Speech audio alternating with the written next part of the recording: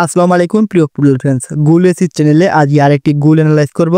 দেখুন, মেসিকে যখন বল দেওয়া হলো, মেসি চাইলেই এখান থেকে শর্ট করে গোল করতে পারতেন, কারণ 1-to-1 সিচুয়েশনে মেসি বরাবরই গোল করে যাচ্ছেন। কিন্তু মেসি গোল করলেন না, মেসি প্লেয়ারকে ড্রিবল করলেন। এখন মেসির সামনে আরেকটি সহজ সুযোগ, মেসি চাইলেও এখান থেকেও কার্ড শটে গোল নিতে পারতেন, কিন্তু মেসি এখানেও গোল করলেন না, যার ফলে আরেকটা প্লেয়ার এসেছে মেসিকে ট্যাকল করার জন্য। মেসি তাকেও ড্রিবল করলেন। ড্রিবল করার পর মেসির সামনে দুইটা সুযোগ। প্রথম সুযোগ, মেসি চাইলে এখানে ডি বক্সে বল বাড়তে পারতেন, যা এই প্লেয়ারটা সহজভাবে গোল করতে পারে। অন্যদিকে মেসি চাইলেও এই প্লেয়ারটাকে বল দিতে পারেন, যার কাছে লং শটে গোল করাটা সহজ হবে, কিন্তু মেসি এই দুজনের মধ্যে কাউকে বল দিলেন না।